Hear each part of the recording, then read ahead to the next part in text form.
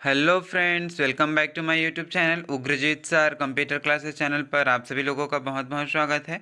जैसे कि आप थंबनेल देखकर समझ ही गए होंगे कि आज के जो वीडियो है बहुत ही ज़्यादा ही स्पेशल होने वाला है, क्योंकि आज की इस वीडियो में मैं आप सभी लोगों को मुद्रण और लेखन, सामग्री विभाग, भृत्य, चौकीदार, हमाल, हेल्पर, साथ ही साथ सीजी पुलिस के लिए यहाँ पर जो भी छत्तीसगढ़ का जीके क्वेश्चन आपका पूछा जाना है उससे रिलेटेड आपका एमसीक्यू क्वेश्चन सॉल्व कराने वाला हूँ। तो इस वीडियो में लास्ट तक जरूर बने रहिए। इसका पेपर जो है वो जल्द होने वाला है। जो भृत्य, चौकीदार, हमाल और हेल्पर का जो पेपर है इसका 31 अगस्त को इसका पेपर जो है वो होने वाला है। साथ ही साथ इसका सीजी पुलिस का जो पेपर है इसका 14 सितंबर को ये होने वाला है। तो फ्रेंड्स, आपके लिए बहुत ही कम टाइम है, तो अच्छे तरीके से अपना तैयारी जो है वो करते रहिए। तो चलिए हम आज के जो सेशन है इसको जल्दी से स्टार्ट करते हैं और एमसीक्यू क्वेश्चन जो है इसको सॉल्व करते हैं। यदि आप इस चैनल पर पहले बार आए हैं तो उग्रजीत सर कंप्यूटर क्लासेस चैनल को सब्सक्राइब करके नोटिफिकेशन जरूर ऑन कर लीजिए, जिससे इसी तरीके का नया नया आपको कंप्लीट जो है वीडियो और जानकारी इसका जो है हमेशा मिलता रहेगा। तो फ्रेंड्स, आज के इस वीडियो में मैं आप सभी लोगों को छत्तीसगढ़ का सामान्य ज्ञान से संबंधित क्वेश्चन सॉल्व कराऊंगा, जिसमें हम छत्तीसगढ़ का इतिहास, स्वतंत्रता आंदोलन में छत्तीसगढ़ का क्या क्या योगदान है, इसको आज के इस वीडियो में मैं आपको सॉल्व कराने वाला हूँ। तो आज का हमारा ये फर्स्ट क्वेश्चन है। कुरुषपाल अभिलेख के अनुसार बस्तर के किस शासक ने मधुरांतक देव का वध किया था, इसको आपको बताना है। जगदेव भूषण, नृपति भूषण, हरिश्चंद्र देव या फिर सोमेश्वर देव प्रथम। तो इस क्वेश्चन का जो करेक्ट आंसर है वो कौन सा हो जाएगा फ्रेंड्स? तो ऑप्शन नंबर सी जो है इसका राइट आंसर हो जाएगा। सोमेश्वर देव प्रथम इसका राइट आंसर हो जाएगा। नेक्स्ट क्वेश्चन इस तरीके से दिया हुआ है। तमोरा तमोरा जंगल सत्याग्रह के संबंध में कौन सा विकल्प जो है वो सही है ना? यहाँ बस आपको देखना है सही तरीके से कि सही है या फिर सही नहीं है ना? क्या पूछा जा रहा है, बहुत बार इससे गलती हो जाता है। तो यहाँ पास हमको सही विकल्प जो है इसको फाइंड करना है। इस तरीके से ऑप्शन जो है आपके पास दिया हुआ है, आप ऑप्शन को पढ़ सकते हैं। इसके बाद आपको इसका जो आंसर है इसके कूट में इस तरीके से आपको हल जो है इसको करना है। तो इस तरीके से क्वेश्चन और इसका ऑप्शन दिया हुआ है फ्रेंड्स। तो इस क्वेश्चन का जो करेक्ट आंसर है इसका right answer option number C हो जाएगा। तो ऑप्शन नंबर सी में क्या क्या दिया हुआ है देख लेते हैं। पहला, तीसरा और चौथा जो है इसका राइट आंसर हो जाएगा। यानी कि यहाँ पर तीसरा देख सकते हैं, पहला, तीसरा और चौथा तो इस तरीके से दिया हुआ है। तमोरा जंगल सत्याग्रह के संबंध में सही है ये। तमोरा जंगल सत्याग्रह सितंबर 1930 में प्रारंभ हुआ है। उसके बाद है तीसरा, सर्वप्रथम दयावती महिला सत्याग्रहियों के साथ वन में प्रविष्ट हुई है। इसके बाद चौथा है, इस सत्याग्रह आंदोलन का नेतृत्व शंकर राव गनोदवाले तथा यति रतनलाल ने किया है ना? तो इस तरीके से पहला, तीसरा और चौथा इसका राइट आंसर हो जाएगा। आजकल जितने भी सारे एग्जाम्स हो रहे हैं फ्रेंड, उन सभी में कूट वाले क्वेश्चन जो है अधिकतर मिल मिल क्वेश्चन जो है आपके आते हैं। तो आज के सेशन में मैं आपके लिए कूट वाले क्वेश्चन और साथ ही साथ नॉर्मल क्वेश्चन भी आपके लिए रखा हूँ, यानी कि आपका सही तरीके से पूरा प्रैक्टिस जो है वो हो जाएगा। नेक्स्ट क्वेश्चन है इस तरीके से। संविधान निर्मात्री सभा के सदस्य के रूप में छत्तीसगढ़ सामंती नरेशों की ओर से निम्न में से किसका निर्वाचन हुआ था, है ना? इसको आपको बताना है। तो इस क्वेश्चन का जो ऑप्शन है इस तरीके से यहाँ पास दिया हुआ है। तो इसका जो राइट आंसर है फ्रेंड्स हो जाएगा ऑप्शन नंबर बी, यानी कि किशोरी मोहन त्रिपाठी जो है वो इसका राइट आंसर हो जाएगा। नेक्स्ट क्वेश्चन है, ब्रह्मदेव का रायपुर शिलालेख किस संग्रहालय से में संरक्षित है? रायपुर, दिल्ली, नागपुर, भोपाल। तो इसका जो राइट आंसर है कौन सा हो जाएगा फ्रेंड्स? तो ऑप्शन नंबर हो जाएगा इसका बी करेक्ट, यानी कि रायपुर में स्थित है ये ब्रह्मदेव का रायपुर शिलालेख। रायपुर में जो इसका जो शिलालेख है ना, यानी कि ब्रह्मदेव का रायपुर शिलालेख जो है वो रायपुर संग्रहालय में ही ये संरक्षित है, सुरक्षित इसको रखा गया है। तो ऑप्शन नंबर बी जो है इसका राइट आंसर हो जाएगा।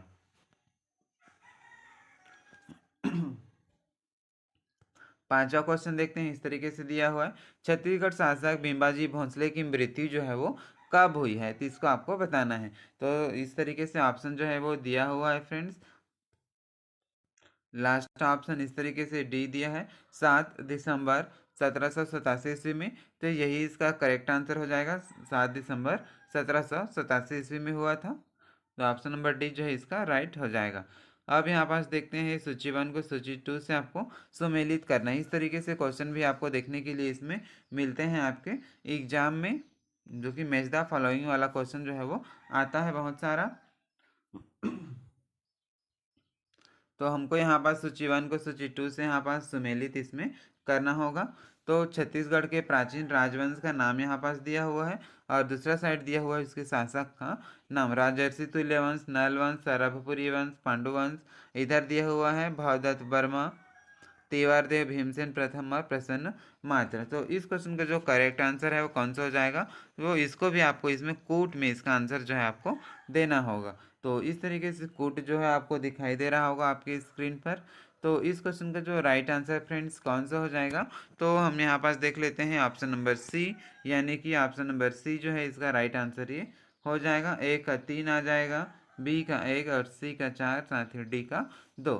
तो एक क्वेश्चन को एक आंसर यदि आपको पता रहता तो इसका आंसर जो है आप फाइंड कर सकते थे, क्योंकि 1 का 3 यहाँ पास दिया हुआ है इस तरीके से। राजर्षि तुल्य कुल वंश जो है वो भीमसेन प्रथम हो जाएगा, और साथ ही साथ नल वंश का शासक कौन था, तो भवदत्त वर्मन था। सरभपुरी वंश का शासक कौन था, सरभपुरी वंश का प्रसन्न मात्रा था, है ना। और पांडु वंश का जो शासक था वो कौन सा था, तिवार देव थे। तो इस तरीके से मैच द फॉलोइंग वाला क्वेश्चन जो है आपके पास आता है। तो आप थोड़ा सा माइंड यूज़ करते हैं तो इस तरीके से आप आपका आंसर जो है इसको फाइंड कर पाते हैं। तो इस तरीके से फ्रेंड्स इसको आंसर जो है ऑप्शन नंबर सी हो गया। आप देखते हैं नेक्स्ट क्वेश्चन। इस तरीके से हमारे पास इसमें नेक्स्ट क्वेश्चन दिया हुआ है, निम्न में से कौन से शासक जो है वो बस्तर के छिंदक नागवंश से संबंधित थे, सोमेश्वर देव, गोपाल देव, जयसिंह देव और कन्हर देव। तो इस क्वेश्चन का जो करेक्ट आंसर है फ्रेंड्स ऑप्शन नंबर हो जाएगा ये कोर्ट में। आपको इसका भी आंसर जो है वो चूज़ करना है। तो आपके लिए सभी लेवल का क्वेश्चन जो है वो मैंने इस प्रैक्टिस सेट में लाया है, क्योंकि इसका एग्ज़ाम जो है वो काफ़ी नज़दीक आ गया है। तो आपके इस क्वेश्चन के माध्यम से आपका प्रैक्टिस जो है वो एक तरीके से हो जाएगा, आप जितना पढ़े हैं उसका रिविजन भी इसमें हो जाएगा। तो फ्रेंड्स इस क्वेश्चन का आंसर आपने फाइंड कर लिया होगा। तो इसका आंसर जो है हो जाएगा ऑप्शन नंबर डी, यानी कि 1, 3 और 4 जो है इसका राइट आंसर हो जाएगा। सोमेश्वर देव, कन्हर देव और जय सिंह देव। तो इस तरीके से ऑप्शन नंबर डी जो है इसका करेक्ट हो जाएगा। अब देखते हैं नेक्स्ट क्वेश्चन। इस तरीके से दिया हुआ है हमारे पास, और इसका भी आंसर हमको कोर्ट में ही यहाँ पास सॉल्व करना है। निम्नलिखित कथन को पढ़िए और यहाँ पर सही कथन को आपको इसमें चुनना है ना। तो इस क्वेश्चन का जो करेक्ट आंसर है फ्रेंड्स, ऑप्शन यहाँ पर देख सकते हैं। नागपुर के राजा रघुजी भोसला के सेनापति भस्करा पंत ने रतनपुर पर आक्रमण किया, और साथ ही साथ दूसरा ऑप्शन है रतनपुर राज्य की सेना ने मराठा से युद्ध किया, रतनपुर का राजा युद्ध करते हुए मारा गया। तो इस क्वेश्चन का जो करेक्ट आंसर है फ्रेंड्स कौन सा हो जाएगा, तो ऑप्शन नंबर डी जो है इसका राइट आंसर ये हो जाएगा, यानी कि रतनपुर का जो राजा है वो युद्ध करते हुए मारा गया था, है ना। तो ये सही है, और जबकि ये जो दोनों कथन है वो गलत है ना। तो इस तरीके से ऑप्शन नंबर डी जो है इसका राइट आंसर हो जाएगा। केवल सॉरी फ्रेंड्स, यहाँ पास इस क्वेश्चन का जो राइट आंसर है कि डी ऑप्शन सही होगा, यानी कि डी ऑप्शन में दिया हुआ है केवल पहला जो है ये सही है, यानी कि नागपुर के राजा रघुजी भोसला के सेनापति भस्करा पंत ने रतनपुर पर ये आक्रमण किया है ना। तो इस तरीके से ऑप्शन नंबर पहला जो है ये सही हो जाएगा, यानी कि केवल एक सही यहाँ पास हो जाएगा, और ये ऑप्शन नंबर 2 और 3 जो है वो ये गलत हो जाएगा, ठीक है। तो इस तरीके से ऑप्शन ये पहला जो है वो सही हो जाएगा। यदि अभी तक आपने इस वीडियो को लाइक नहीं किया तो इस वीडियो को लाइक ज़रूर कर दीजिए फ्रेंड्स। साथ ही साथ इस चैनल पर यदि आप पहले बार आए हैं तो इस चैनल को सब्सक्राइब करके नोटिफिकेशन ऑन कर लीजिए, जिससे इसी तरीके का नए नए वीडियो का नोटिफिकेशन आपको डेली मिलता रहेगा। इस चैनल पर आपको जीके जीएस जो है वो सॉल्व कराया जाता है, साथ ही साथ आपके जितने भी कॉम्पिटिटिव एग्जाम्स हैं इसका तैयारी कराया जाता है। यहाँ पर गवर्नमेंट और प्राइवेट जॉब की, संविदा जॉब की नोटिफिकेशन जो है आपको मिलते रहता है समय समय पर। तो इस चैनल को सब्सक्राइब जरूर कर लीजिए। साथ ही साथ इस वीडियो को अपने सभी फ्रेंड के साथ शेयर जरूर करें। तो अब यहाँ पर नेक्स्ट जो लेवल है फ्रेंड्स, ये छत्तीसगढ़ का भूगोल, जलवायु, भौतिक दशाएं, जनगणना, पुरातात्विक और पर्यटन केंद्र, उद्योग, ऊर्जा, जल और खनिज संसाधन से संबंधित क्वेश्चन जो है हम इसमें सॉल्व करने वाले हैं, जो कि आपके एग्जाम के लिए बेहद ही ज़्यादा ये इम्पॉर्टेंट ये होने वाला है। तो चलिए देख लेते हैं इसका फर्स्ट क्वेश्चन। निम्नलिखित में से कौन सी अक्षांश रेखा छत्तीसगढ़ से गुजरती है, इसको आपको बताना है ना। तो इस क्वेश्चन का जो करेक्ट आंसर है फ्रेंड्स कौन सा हो जाएगा, तो ऑप्शन नंबर बी इसका सही हो जाएगा, यानी कि 231/2 डिग्री उत्तरी अक्षांश। तो ऑप्शन नंबर बी जो है इसका राइट आंसर हो जाएगा।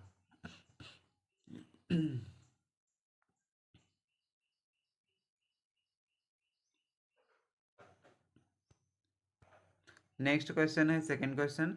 गोदावरी सबरी नदियों का जल ग्रहण क्षेत्र छत्तीसगढ़ के किस भौतिक विभाग में ये स्थित है? महानदी का मैदान, जसपुर सामरी पाट, दंडकारण्य या फिर बघेल पठार का पूर्वी भाग। तो इस क्वेश्चन का जो करेक्ट आंसर है फ्रेंड्स ऑप्शन नंबर हो जाएगा ये डी, यानी कि दंडकारण्य है ना। गोदावरी और सबरी नदियों का जो जल ग्रहण क्षेत्र है वो छत्तीसगढ़ के दंडकारण्य क्षेत्र में स्थित है ना। दंडकारण्य विभाग में ये स्थित है। तो ऑप्शन नंबर डी जो है इसका सही हो जाएगा।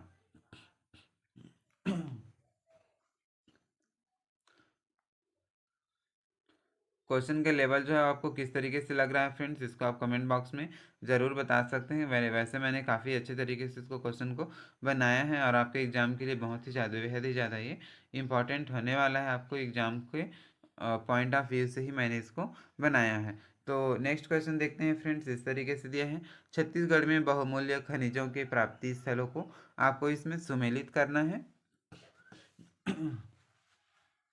यहाँ खनिज दिया हुआ है और इसका स्थान जो है वो यहाँ दिया हुआ है, और कोट में जो है आपको आंसर जो है फाइंड करना है। तो यहाँ पास फर्स्ट दिया हुआ है अलेक्जेंड्राइट, कोरंडम, स्वर्ण धातु, हीरा, बीजापुर, देवभोग, मैनपुर और बेलौदा बाजार। कौन सा खनिज जो है वो कौन से स्थल से प्राप्त होता है ना, प्राप्ति स्थल इसको आपको चुनना है।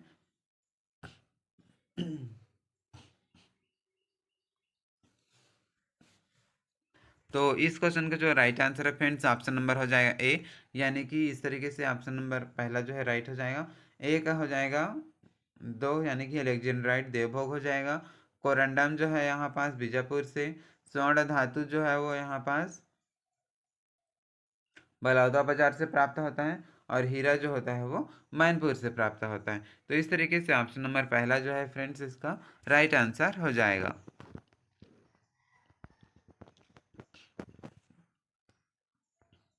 नेक्स्ट क्वेश्चन है, छत्तीसगढ़ में निम्नलिखित में से किस वृक्ष से लाख प्राप्त नहीं होता है, इसको आपको बताना है। पलाश, परिजात, कुसुम और बेर। तो इस क्वेश्चन का जो right answer friends option number हो जाएगा सी करेक्ट हो जाएगा, यानी कि पारिजात वृक्ष से लाख प्राप्त नहीं होता है।